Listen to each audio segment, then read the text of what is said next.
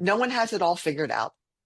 There's no schedule, there's no preset path, like you don't have to achieve these things. There all of the weird misconceptions that we have about life are not true. But you have to find out for yourself what it means to live a meaningful and purposeful life. What brings you joy? What lights you up? What makes Mhm. all of your cells go boom? Like Yeah. follow that. When you feel that, you know what that is. And it's not a cognitive thing. You can feel it in your body.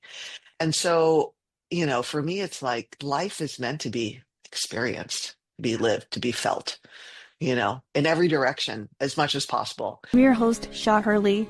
Each week, I invite a conscious leader in tech, sales, and beyond to share their inner journey, how they overcome obstacles, how they achieve success while staying true to themselves, and above all, what makes them human beings. I hope those authentic conversations serve as an inspiration for you as you continue your own inner journey of self-discovery, healing, and mastery. Hello, Yvonne. Hi, Sha. I did not prepare at all. I thought you and I can be present just like we always do when we meet and chat, and then we'll see how things come out. But before that, can we just maybe have you to introduce yourself, however you would like to?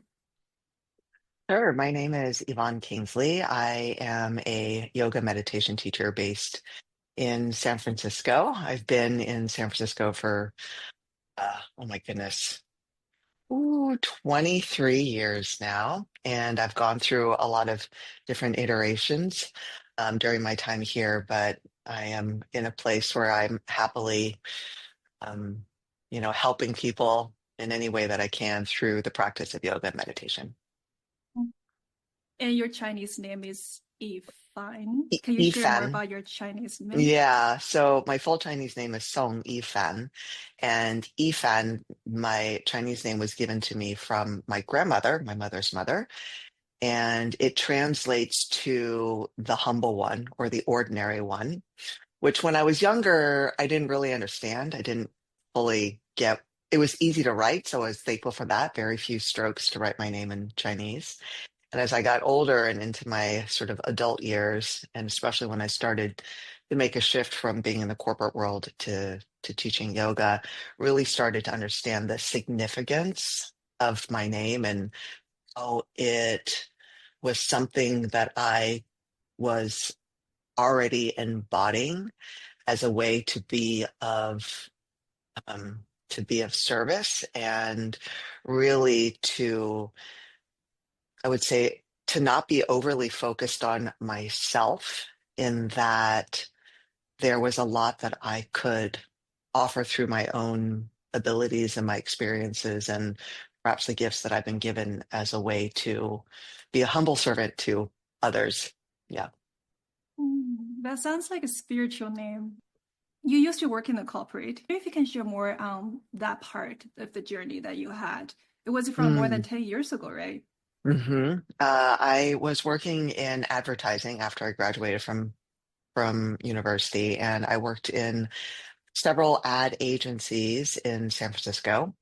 And I kind of just fell into that career. I had done a little bit of work with magazines and advertising when I was in college as kind of like an internship and a side job, but I never really thought that that would be a career.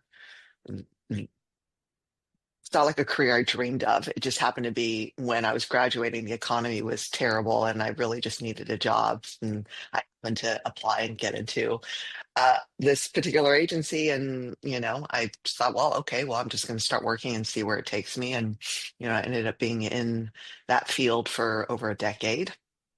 And it was, in the beginning in your young 20s, it's fine. It's like, what do you really know? I look back now, it's like I didn't really know much. I didn't even know myself that well in my early 20s, but that's a time to explore, just go do things and see what works and what doesn't work.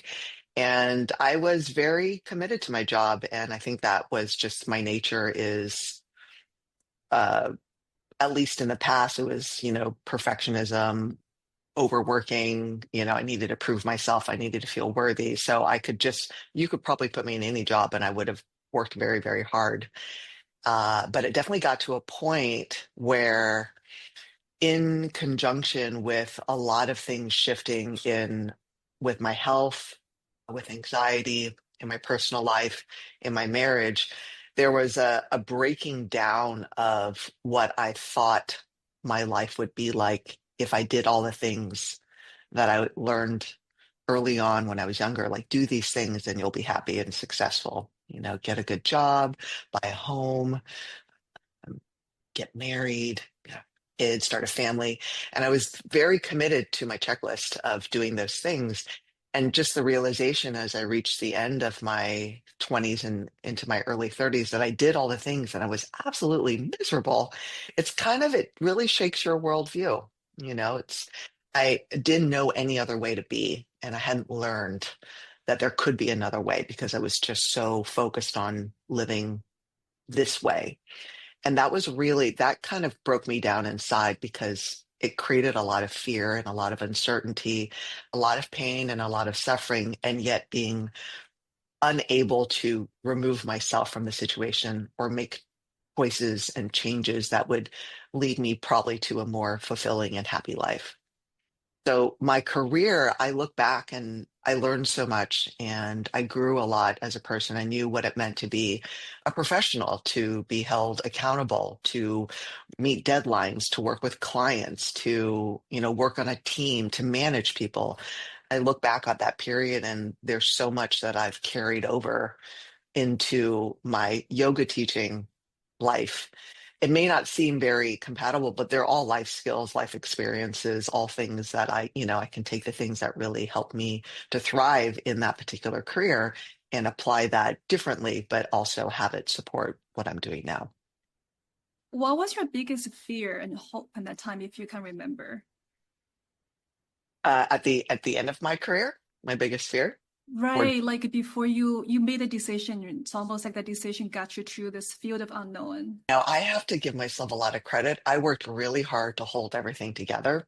And the way that I like to describe it is like I built this house, but not on a strong foundation. So it wasn't I didn't have a lot of inner stability.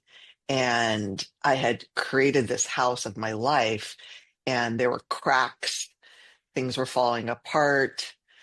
And I was trying to keep the house together using duct tape. So something would crack, I'd take the duct tape and it wouldn't fix the problem. It would just like hold it barely together for a little bit longer. But a house cannot survive being duct taped. And then Uh-huh. when the storms came through, when I was dealing with a lot of really crippling anxiety and a hopelessness, and when my marriage really started to fall apart, um, and I was dealing with a lot of health issues, and I was still recovering from, disordered eating from, 15 years prior, still carrying forward. All those, all of those elements created the perfect storm where I simply could not hold it together anymore. But I was trying so hard. So I look back as like, that's very admirable, younger Yvonne, that you worked so hard to maintain the life that you put so much energy and time into. Uh, and life basically was like, sorry, this isn't the way you're meant to live. And everything really came crashing down. I remember when I had just separated from my now ex-husband and I'd moved out. The only reason that I was able to move out is because my best friend who lived a block away all of a sudden posted on Facebook that, hey, I'm looking for a roommate. Does anyone know anyone? And I just thought, that's me. That's my out. I gotta go. And when I moved in with her and brought, just a few belongings with me, realizing, wow, what's happening to my life right now? I don't really know. And it felt very scary. And I was in kind of a depressed place because it was very confusing for me to be, um, to step away from the familiarity of my own home and to be in this place and in a different environment that wasn't home. Like it's like I was homeless for a while. And around that time, I had also come to realize how much being at my job was depressing me and stressing me out, and that I didn't see myself there. There was no future for me there because I saw the path ahead of me. I looked at my directors and my managers, and I saw what they were doing and realized that if I just kept doing what I was doing, I would end up like them in that position. And there was no part of me that wanted to be on that path, but I didn't know any other way. And, when you've put 10 years into a career, it felt like such a waste at that point to walk away. And I also felt like I didn't have any other skills, which is, that's not true. But at that time, I was like, I've only been in advertising. Like, this is what I'm good at. This is what this is what I've built a career around. This is what I built an identity around. And I didn't even believe in myself that I could do anything else or that it was realistic to start over at, 32, 33 years old. I look back now, it's just like, oh, I was so young. Of course I could have started over. Hindsight is 2020. But I started to cling to my job out of fear because the parts of my life that were starting to fall away, I didn't have anything to hold on to because I didn't have a true sense of who am I? What do I really want? What brings me joy? Not because it's what I've been conditioned and cultured and told to do, but because I really feel it for myself. So this is the beginning of a really important journey of self-discovery. And it required a lot of things to fall apart. Like there was no other way for me to get to where I am now without having gone through what I would call like the destruction of my past life. And the truth is, there was something inside me that was already really calling to me to go in a different direction. But I didn't have a relationship with that part of me at that point in my life. So I didn't fully trust it.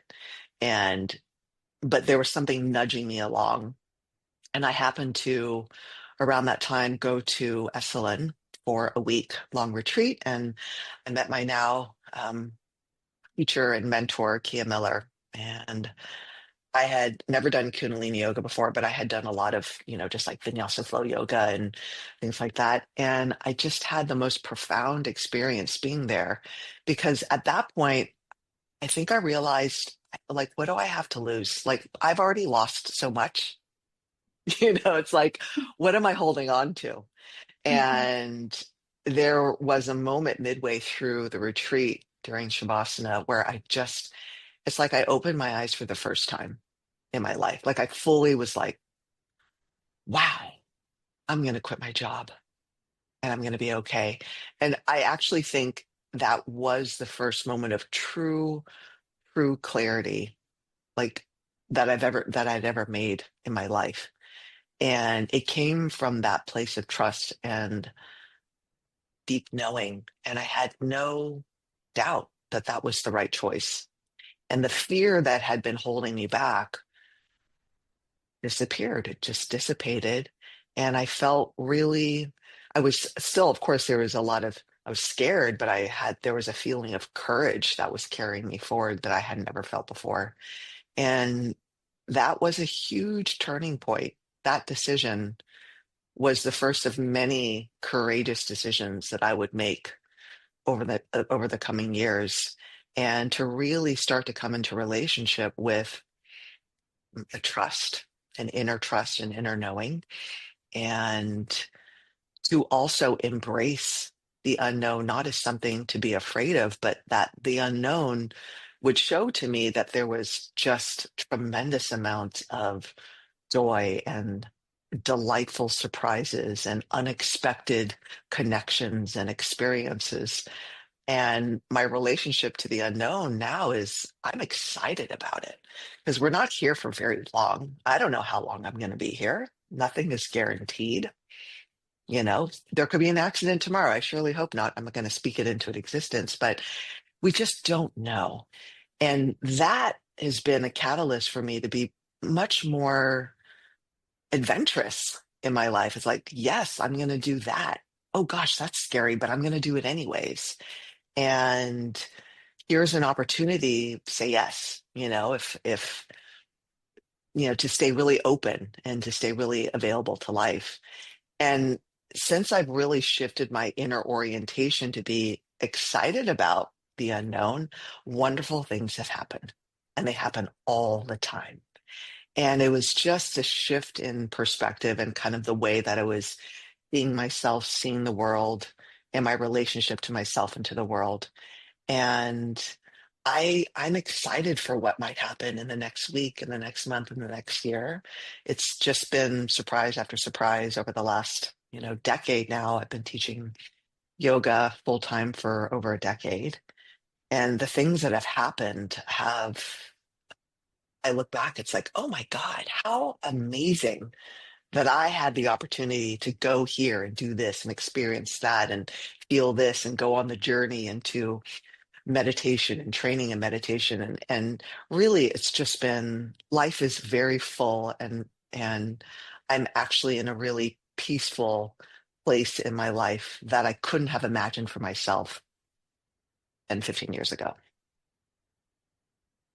Wow, I just get chills in my body the whole time as I was listening to you, like goosebumps, chills, and there's a power to listening in term, like listening to another person sharing their Mhm, story, and it feels like a transmission in a way because I can feel that sense of courage, the sense of curiosity, there's a sense of it's almost like your life was falling apart, but it was falling apart for you to rebuild the foundation that you did not have back then. Our garden has is like a trellis, the trellis mhm, was not really strong. So when the passion flower vine was going so much and it's falling apart, and the bottom part was literally broken, it just broken. And I had those arguments with my husband. It was like, we need to tear down the whole vine to we need to get a new trellis that has a better foundation. He's like, no, it's mhm, okay, it's okay. It can still like it can kind of hold on to the vine. And we just had these arguments, and I realized arguments are not about the vine, the tree, and all. It's about mhm, my perspective about do we have mm, the foundation in our marriage, and his perspectives on what do we need to do. Can we still lean on to whatever we had? And but in my perspective, mm. I'm like ready to really have a deeper look, and is this working or not? Yeah, right. Um, what are some practices you start to cultivate as you dive into this world of unknown? I remember reading your website and bio saying that the practices, it's not just on the mat, it's also off the mat.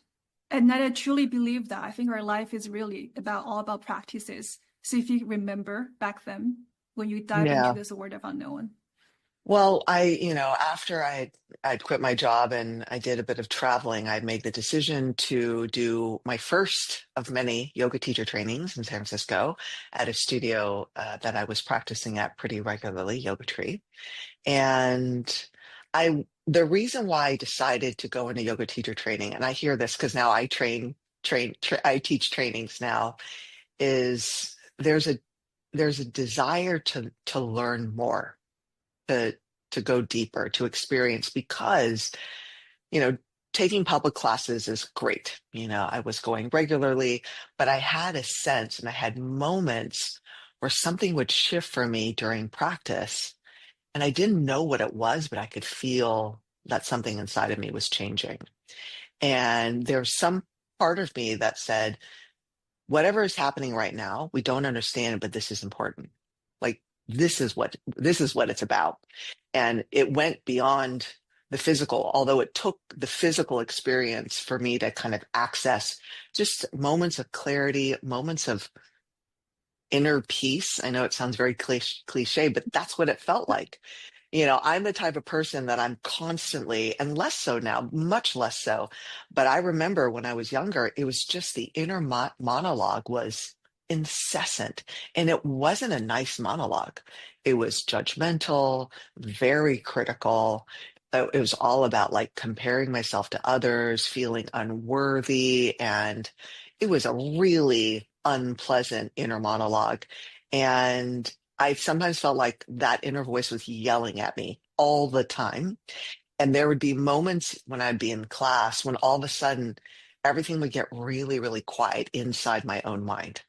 And it would be so surprising to me because I didn't know what that was like. I didn't know what it was like for my inner voice to not be like criticizing and judging, or, just constantly planning and going off the rails. And I remember there was one time we just had paused in practice. We might have been in down dog or child's pose. And it got really, really quiet in my own mind. And there was music playing, and there was like all these people around me, and my teacher was still talking. And I just had a moment. I was like, what is this? What is this?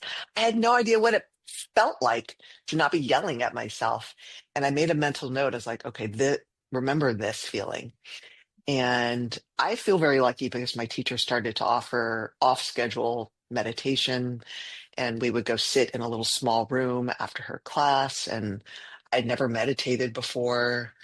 I'd already started to see a therapist for my eating disorders. So I'd already started to like develop like baseline awareness, but I was so disconnected from my body, becoming aware of how I was feeling and being, really aware that I'm having thoughts, but I'm not my thoughts. Like that was all totally radical. So I was really learning a fundamentally different way of relating to myself and therefore relating to other people and to the things that were happening around me. So therapy was huge for me in the beginning because I was just learning to be aware. And it was crazy that I was totally unaware for so long. You think you're aware, but I had everything was all mixed up. I didn't know what was mine versus somebody else's. And so I really took on a lot that didn't even belong to me at that time. So going to therapy, very, very helpful. Regular practice, just reconnecting with my body, building a more loving relationship with my physical body was very important. And not in a way that it was punishment, but in the way that's like, it just feels good. And I can appreciate the things that my body can do, which again, coming from my background was pretty radical. And then going to trainings, I did my first training and I felt woefully inadequate to become a teacher in San Francisco. So I thought, okay, well, I can't teach. That was major imposter syndrome. But the experience of going through training was very enriching. And then I ended up going to India with my teacher, Kia, for another month-long training. And then I just kept the training going because I love learning and the diving into the philosophy, understanding energy and breath work and, all of the different ways to map out and understand our human existence like that.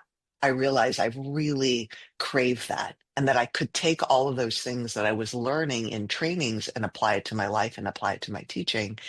And then developing a regular sitting practice. It's ebbed and flowed over the years, but working with breath work specifically, doing a lot of journaling and a lot of self-reflection, and understanding that when it came to training and doing the advanced trainings for yoga, first and foremost, the most important thing that I was doing in training wasn't to become a better teacher.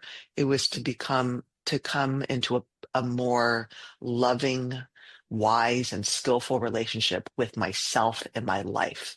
And as a result of that, my teaching naturally progressed and evolved on its own because it was coming from a direct and lived experience versus I'm just getting a lot of cool tips and tricks and information, and then I'm just going to apply to my teaching and not give it time to actually integrate and to metabolize in my life to see how are these teachings helping me be just a better human being.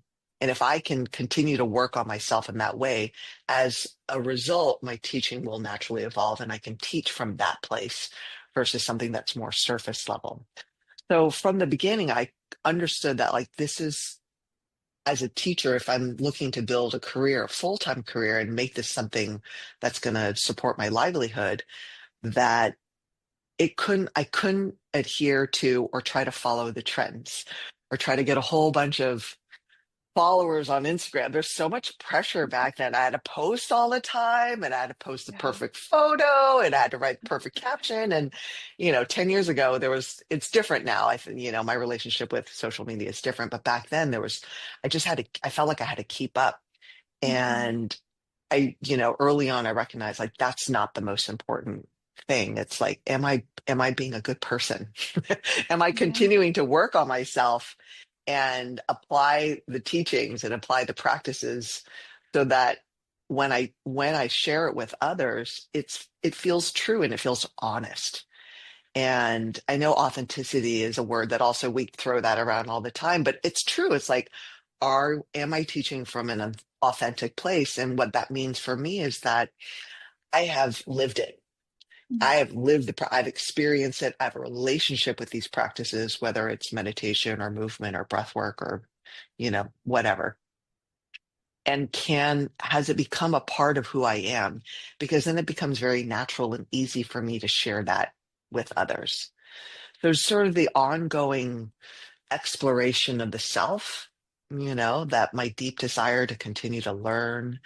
And then also recognizing that all this work, all the self work. And we're in a culture now where there's a lot of self help. There's a lot of books, there's a lot of podcasts. Everybody's got some angle, some perspective in. And I really can appreciate that. I think that's great.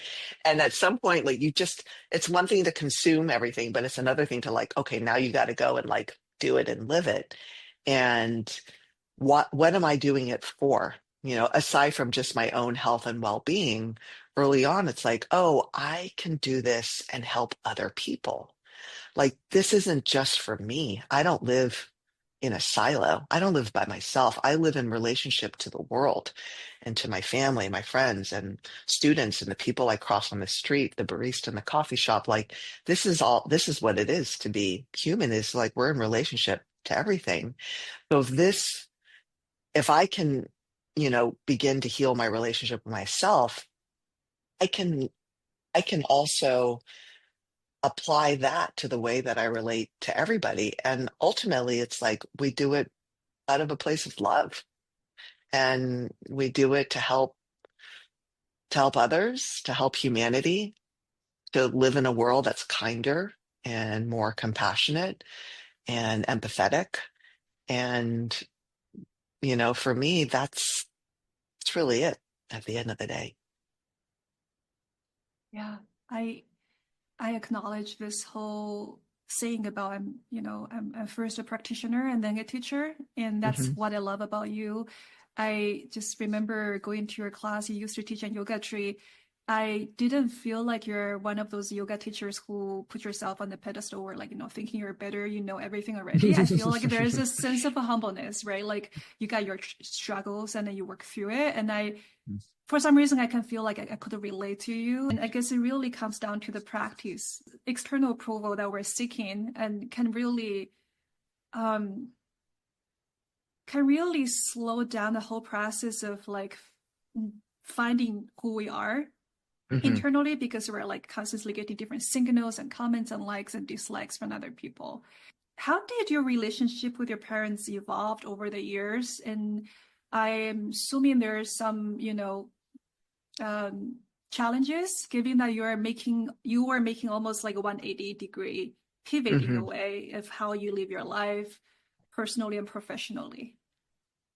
I mean, growing up the child of Chinese immigrant parents is I think we can all relate, those of us who grew up with immigrant parents in general, who came to the US to build a life and to create the conditions, circumstances for their children to thrive.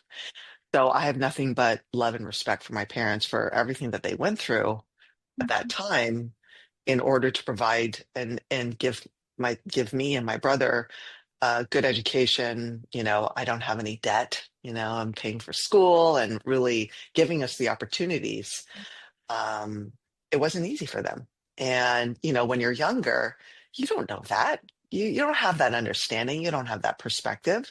So like any, teenage person, I felt a lot of resentment towards my parents, especially my father, who I look back now, it's like he was only parenting in the way that he was parented, which there wasn't a lot of affection and there was a lot of pressure to succeed and to excel. And that created in me at a young age a lot of feelings of unworthiness. It was never good enough, never good enough. Probably the oldest story in my book is not good enough, not X enough. You can put any adjective in front of enough, between not and enough. And that's exactly what I felt my whole life, pretty much, Mm. even when I was doing well or I had some kind of success, I couldn't even celebrate it for myself. I couldn't really let the joy in and let the feeling of accomplishment in because I felt like there was always some level that I you know, could reach for. And it was always, everything was just beyond me. So that leads to a lot of dissatisfaction. And I, unfortunately, my mother um, was a much softer parent than my father. So it wasn't like I felt that pressure all the time. But when you're young, you just absorb it and it becomes a pretty fundamental part of your inner workings for a very, very long time. And so my operating system was built on this feeling of not enoughness, unworthiness, needing to prove myself, which led to behaviors of perfectionism and workaholism, which in turn, also at that time led to behaviors around food and body. It's like all of it was tied together. So there was a lot that I had to unpack and work through and heal once I got into my 20s and my 30s.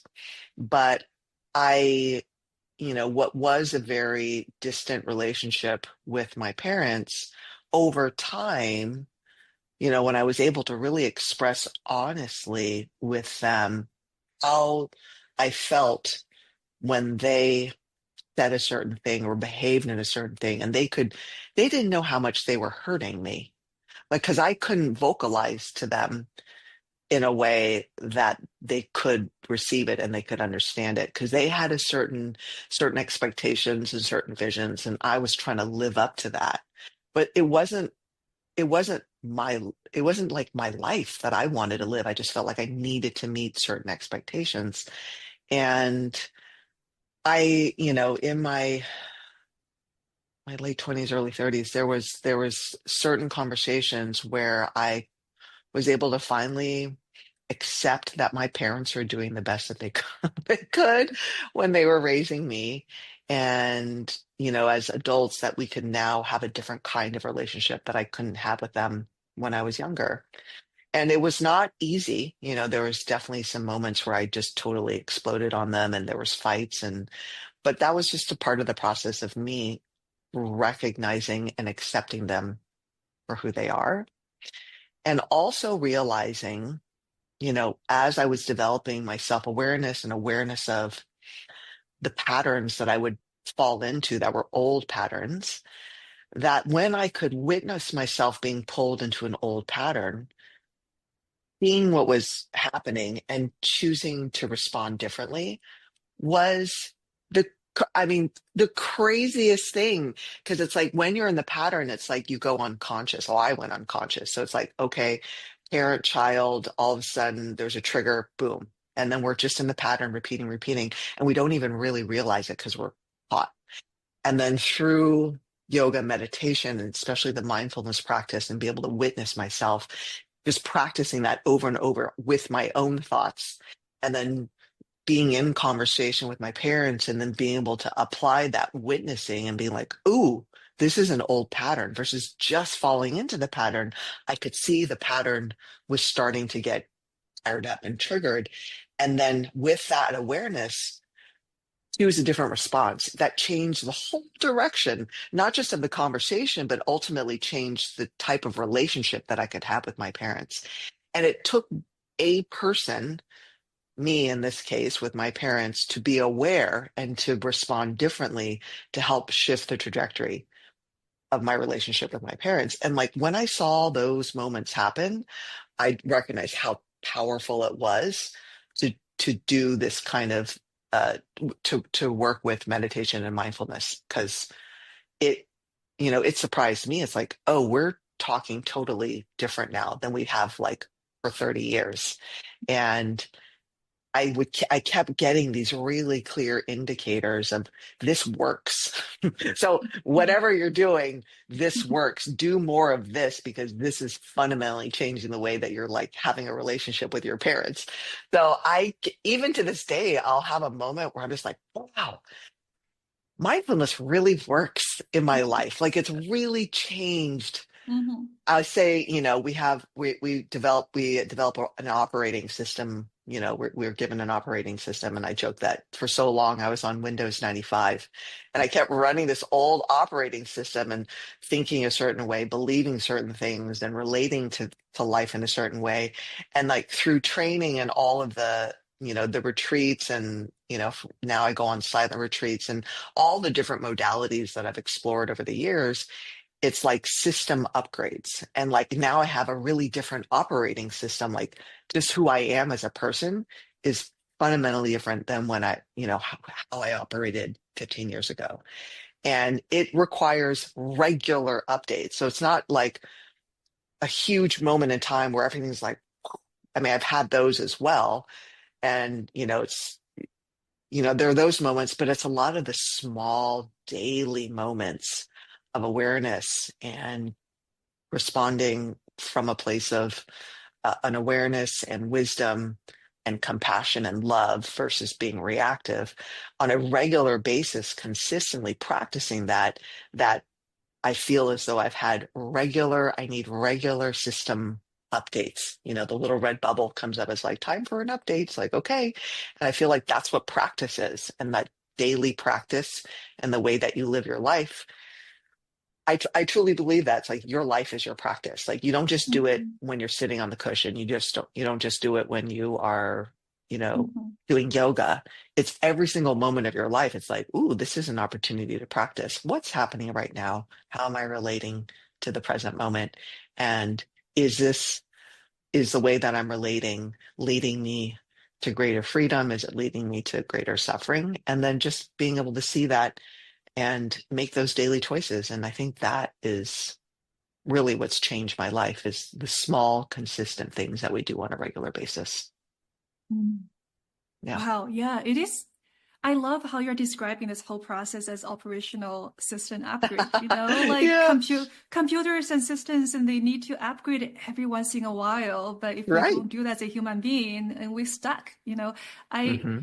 I love what you're saying. It's also like it reminds me of like there are nowadays a lot of people are seeking those like, um activation or whatever. You get like, those like Oh, mind-blowing yeah. experiences, right? Yeah. And Yeah. then, Hmm. but then if we're not grounded in ourselves in those little moments of practice, it's like you call this mindfulness, right? And we can all get those like pay for $1,000 for those activation once in a while, but Hmm. we're missing a lot of things because what's happening in life, it's here now. It's those moments like the conversation I'm having with you. Um, Literally before we jump on the call, I was thinking like I need to practice being present with Yvonne, because my mind can go through different processes, like thinking about all the conversation I had with you in the past. There's so many things I wanted you to share again, replicate because they're gold. But Mm. no, those are in the past. We're here now, Hmm. and like if I grasp onto those past conversations, there's no way for us to discover what might be new, what might be some new awareness that we can Mm. discover. I'm assuming there might be some new practices that you're getting into. One of the most profound things that I've ever done and that I continue to do is to go on a long silent retreat, and I go to Spirit Rock. And the first time I went was 3 years ago over New Year's. And I feel comfortable sitting. Like I have sitting practice, and I've always had a very more of an engaged sitting practice where I do breath work or some kind of movement, or I'm using a Yeah. mantra and very kind of keep focus on the concentration aspect of it, using different techniques and tools and practices that I've learned over the years. And when I went to this silent retreat, the instruction was so simple, like weirdly simple, like listen to the sounds, Uh-huh. feel your body in contact with the ground, feel your breathing. And that was it. And I remember thinking, is that all we're supposed to be doing? And that was the instruction. And it was the simplicity of it actually gave me a very deep understanding of what it meant to be present without keeping my mind active in a way, which I got Mhm. really comfortable with. And honestly, it works. Like when I really need to focus, I'm like, let's do some breath work. And I trust those tools. They're in my toolbox. So understanding like what is my current state and what is needed right now, like this particular technique or practice is going to serve me, or this is going to serve me, or maybe there's something else. I'm just going to listen for it and like, okay, this is what I need right now. But really not just doing things out of habit, but really understanding what is needed in the moment. But I had not really spent a lot of time just very sitting with simple instruction, simple open awareness, and the number of insights that dropped in during that week. I couldn't believe it. And there was sort of just a reminder of like, okay, your practices are still evolving. Like you've done things that have worked for a long time, but like now maybe you're in a different phase where there's something different. And I love that because it's like there's not one path, there's not one way. And I'm very much against a dogmatic approach to anything, quite frankly, because we're all different. And not just as individual human beings, like our environment is changing. Our culture is changing, you know, and I'm changing on a regular basis. So I have to recognize I'm continuing to evolve. Therefore, what I need in my life to support me is going to evolve as well. And for me, coming into a new relationship, and I have been single for a very long time, I feel comfortable sharing that I haven't, you know, really dated anyone in over 7 years. And at not no point during that time did I feel lonely, because my life is very full and I do what I love and I have friends and family and I'm in awe of life itself, you know. So there's no, I feel very fortunate that I have a capacity to be alone but not lonely. And there's a lot to be said about being in a relationship with someone in that kind of way that brings up a lot of old patterns that were dormant. And so, you know, being in a relationship becomes its own teacher. And there are certain things I'm realizing now that I wasn't able to access because it just wasn't relevant when I wasn't with someone, wasn't in relationship with someone. But I have so much gratitude towards my relationship and with my partner, and that it's helping me to really heal and become aware of other aspects of myself, which is always surprising because it's like we think we know ourselves, especially if you're on a journey, a spiritual journey, or you've been on your, you know, you've gone to therapy and you're into wellness and all of this, and still discovering new parts of myself or parts of myself that I hadn't really touched into in a long, long time. It's like, wow, that's still there. And meeting that with just a lot of, again, curiosity, a lot of self compassion, and really not taking anything too personally. It's like I've got old patterns that are there, they just exist. And allowing the relationship to help me to heal, to surface a lot of things that haven't been surfaced, and just to learn how to let that go. And I have already, you know, this year there's just been so much that I've uncovered and a lot of new ways that I've discovered about working with myself. And I've mentioned this too, but internal family system and really coming into a different relationship with myself through my parts. And I have so many interesting parts that now that I know they exist, it makes a lot of sense the way I respond to certain people in certain situations. I'm like, oh, that's why I feel like this when something happens or someone says something. And that it really is a practice of, you know, self-compassion. It's all Mm, about self-love, to be honest. yeah. And really seeing that and seeing in my life and feeling more than seeing, but feeling in my life that I'm continuously orienting from a place of love. Mhm. Everything is workable Yeah. and nothing is personal, and that there is a way to really handle and hold everything when I'm oriented from a place of love. And that's been really huge for me in the way it Yeah. hasn't been before. The relationship we have with others really are like mirrors. I feel like, the moments we start to judge another person, there's something within us we need to take a deeper look at. I realize, Hmm. especially intimate relationships. And to me, it's really such a gift to be in relationship with another person, friendship or Hmm. intimate relationship or families. I'm curious, I ask this question all the time. What do you think makes us a human being from your perspective? What makes us human beings? Self-awareness, Mm. an awareness that we're going to die. We are aware of our own mortality. Most of us run away from it. We don't want to deal with death. It's like, oh, Wow. but you think about that relative to other species. Because I do believe other living beings can feel. You Mm-hmm. see that with other animals. They can feel, they have emotions. But I think also the range of emotions that humans feel is so broad and so nuanced. There's that feelings. I think there's like a wheel of feelings or something. It's Right. just so incredible that we can feel all these different emotions and that we are. I mean, I look out my window. It's like, look at this world that we've created. Look at this Mm-hmm. world that we've created. There's a friggin' beautiful baseball stadium, and I can see Salesforce Tower. I mean, Mm-hmm. it's like the feat of what humans can do is incredible. We're going to space, we landed on the Mm-hmm. moon and all that we're going to the bottom of the ocean. Like there's also this really intense curiosity, you know, like it's like, what's out there? What's out there in the world? What are we, this desire to explore? And I feel like we can take that same curiosity and desire. It's like, what can we explore in here? The depths are like unknown, our capacities are beyond anything that we can imagine.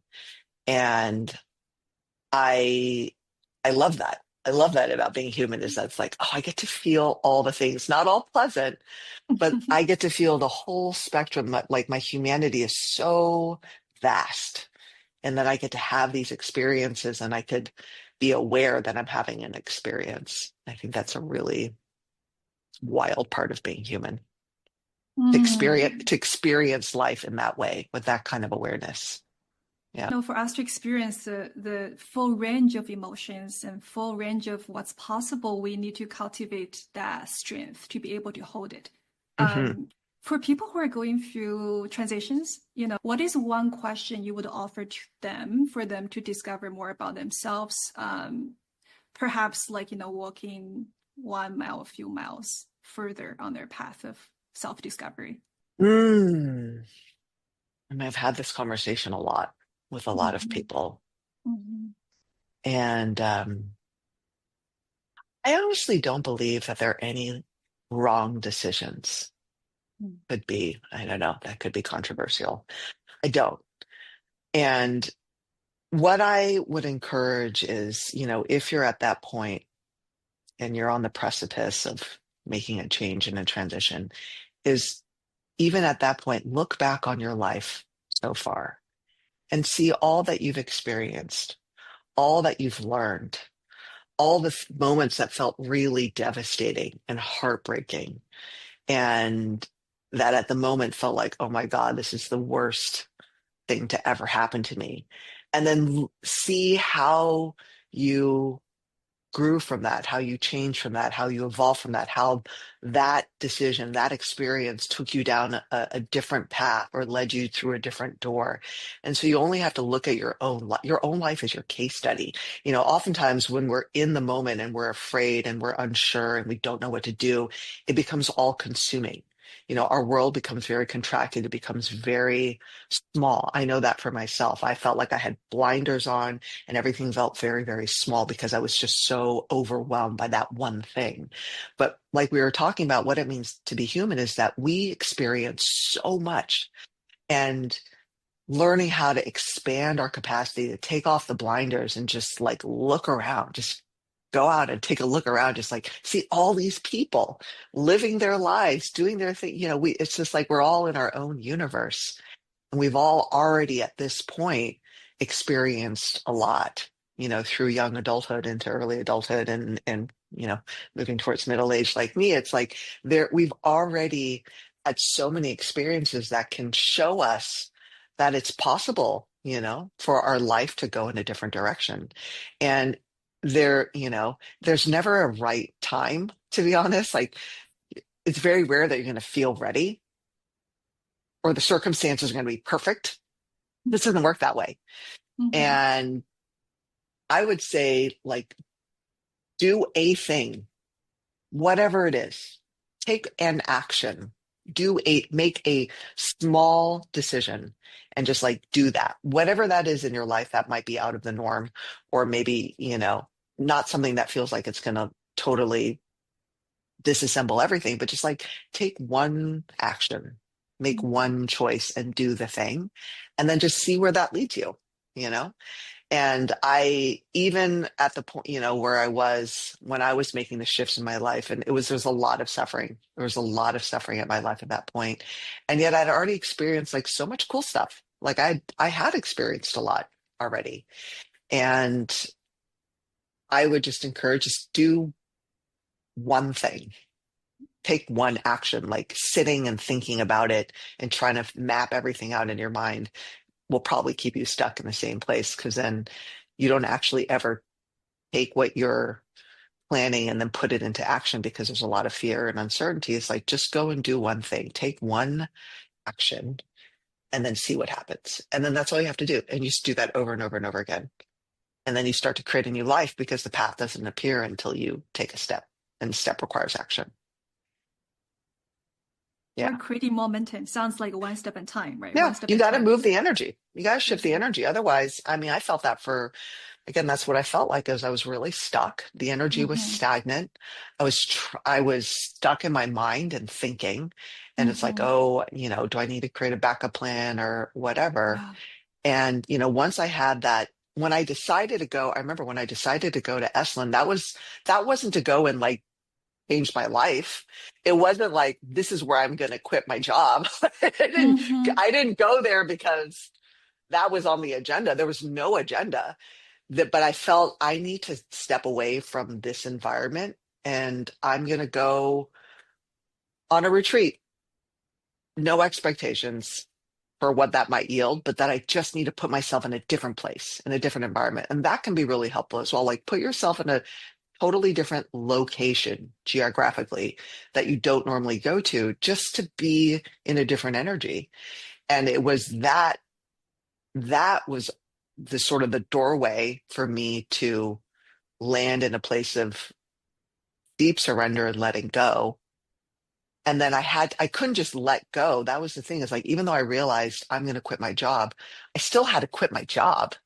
It's one thing to realize it and not, and all of a sudden, like, not have fear around it. But I still had to go into the office and be like, I'm quitting my job. Do you know what I Mhm. mean? So it's like, you had mentioned, like, you can pay a lot of money to go have some, maybe a huge psychedelic experience, Mhm. and sometimes that's what's needed to kind of crack open a very hardened way of thinking and identity, right? Sometimes you need that kind of an experience to crack it open. But then the question is, what do you do after? Right. You can have the experience and be like, wow, my mind's been blown. And then very easily you could start to just slip back into your old Right. ways. So once you have an experience, then I had an experience, it's like, now what do you do with it? Like, Mhm. take that, take the energy of that experience, and then make a change. And Mhm. I was able to go back, give them my notice, and not really have a huge plan, except for the fact that I'm going to travel for a bit. And I understand also there's a lot of privilege in me being able to do that. So I want to just put that out there. But ultimately, if the life that you're living is not working for you, then you need to change your life. Like, there's no other way around it. And it's like Mhm. easier said than done now, because I've done it and I've proven to myself that it's entirely possible, and that I've ended up in a better place. But when you're stuck there, it's just so much fear, So there's a lot of, you get trapped by your own mental state. So how do we shift the mental state? Maybe it's doing specific types of practices, or having certain experiences, or just doing something different. I feel like that in itself is enough to kind of like shake you a little bit loose from where you're stuck. And that's, you got to start somewhere. Yeah, I really love that, the action taking, because we can Hmm. sit there not doing anything, keep those analysis going on forever, and we Hmm. can still feel stuck in the same. But you're saying that we need to take one action at a time. And I remember Yeah. you're telling me that you nowadays follow your intuition most of the time. And that's a pretty Yeah. cool place to be, like Yeah. I just tune in and then thinking, okay, I'm going to say yes to this. Hmm. Um, I'm assuming that's a fruit of whatever practices that you've been dedicating to over the years. Or would you say you are more intuitive since you're a child? Like, how did that intuition kind No. of ground it? Yeah. Intuition is a relationship that I've built over time. And what happens is, like, I feel into the intuition, I Hmm. follow it, I do the thing, and then I see what happens as a result. And then I know oh, that's, this is a way I can live. This is a way I can operate. And so I'm, again, it's like I become my own case study. Like, oh, I did this last time. And then I've strengthened my relationship to my intuition like a muscle, like an actual relationship. And now I trust it 100%, like fully, full Wow. trust, full trust. So now when I make decisions, they are intuitive decisions, but also it's like not to sideline the intellect. It's like, okay, now then I can bring this online. It's like, okay, how am I going to make this happen? Right. But Hmm. the part that makes the decision is an intuitive hit. And then I use my other skill sets to help figure out how to actually make it happen. And not creating any unnecessary conflict or separation within myself. It's like there's no part of me that's, we're saying that there's no bad parts, right? So there's nothing, it's not like the mind is bad or the body's bad or this is bad. It's like everything is working together. You can't pull any of it apart. So it's like, how do I work with all the different dimensions of who I am to live a really fulfilling and happy and, you know, content kind of life, exciting and all the things. But it's Hmm. like, oh, it's everything is working together. And it's not like I'm only relying on one part. It's like all the parts come together. So that's been really interesting for me in terms of I used to feel myself as being very separate. Like, okay, my mind does this, my body is like this, and Hmm. there's the outside world, the inside world, like everything felt pulled apart. And the longer that I continue to be on my own spiritual journey is the more I realize nothing is separate, nothing at all. Hmm. We're in relationship to every single part. And the Right. more that I can have a loving, kind, and skillful relationship with everything, the smoother, my life goes, even through the difficult times. It's not that I'm not that I don't go through challenges or I don't feel frustrated or I don't get sidetracked by a lot of natural human things. It's like I'm just able to navigate it with way more ease than I did before. There's a lot Yeah. of self-trust. I think Hmm. it's important. And it leads to the last point I wanted to make, which is something that you said to me many years ago. We're not too long ago. Like, I think when we're going through transitions, we're in this dark period of time, we can easily look up to teachers and thinking, I want to be like this person, like even in Mm. Kia Miller's training, I've seen people are like, I want to be like you, Kia, or like, Hmm. Yvonne, I want to be like you're in this such a better place. And I remember you said, no, you're going to find your own path, you're going to be you. And I thought that was very empowering in a way, because all what you share today, I think it could be like inspiration and insights, but people who are listening, I hope we get to practice, we get to practice and find our own path to whatever the next miles and next destination could be for us as individual. um, what is the last messages or anything that you want to share that we haven't talked about for our time today?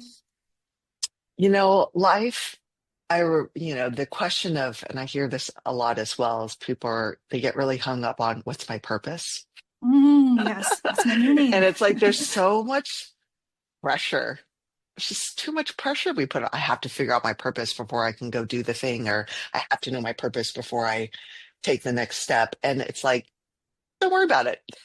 Like, I am a huge proponent of not worrying about what your purpose is. You live into what feels purposeful. Like, it's like, are you living a purposeful life? Are you present? Are are your eyes open? Are your ears open? Are you experiencing life with your body? Like, are you just experiencing life? Yeah. Because, what I mentioned before is like, we just don't know how much time we have here. And that is a constant reminder that the awareness of my mortality has helped me to really cut out the bullshit, my own inner bullshit. Just like I would get so hung up on what does this person think, or oh my God, I did that, and and I Uh-huh. think it doesn't actually matter. Right. It doesn't matter. And that person, they don't care. Like I think Yeah. everybody cares. Nobody cares. Everybody just cares about themselves. Everyone's caught Right. up in their own thing. And when I realized, I was like, nobody cares.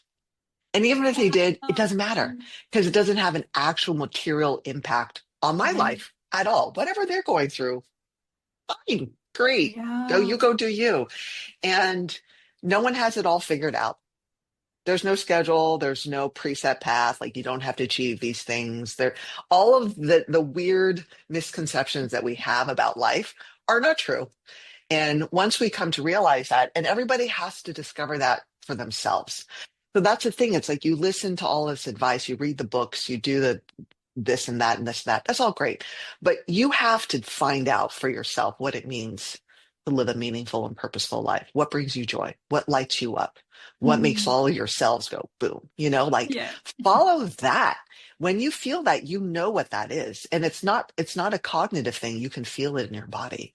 And so, for me, it's like life is meant to be experienced, to be Yeah. lived, to be felt, in every direction as much as possible. It's like Yeah. how can we really savor the experience of being human and to be alive means that we get all of it. And Mm. let's not hold ourselves back unnecessarily. Let's just try. Let's go and do the thing, feel the thing, experience the thing, lose the thing, get the thing, don't get the thing. Everything's coming and going. So it's something that we all have to discover for ourselves. And that's the whole point. Yeah. Wow. I feel like I'm fired up. I'm just ready to go out and live my life and, Yes, go. laugh. There's a Yeah. liveness in you, like, Mm, when people are living in the state of joy and whatever they're opening to, whatever life has to offer, there's a sparkles in their eyes. mm. And in Mhm, comparing to the time, if you remember from the time that you used to struggle with life, there probably was like a dullness where something was dead, mhm. deep inside. So that's my Definitely. wish as well. I really wish everyone can tune into this like aliveness, like, that's what we're here to do. Mm, mhm. Um, where do people find you if people wanted to get a more taste of your Yeah. teaching? Mhm. You can find information for my public teaching schedule, my trainings and my retreats on my website, which is www.yvonnekingsley.com. And you can also follow me on Instagram, Yvonne Kingsley. And yeah, I am, continuing to reflect on what are the offerings that I want to put out into the world. And that's a great way to stay connected with me. Thanks for listening. If you enjoy the show, don't forget to subscribe and share the show with your colleagues and friends. I'll see you next week.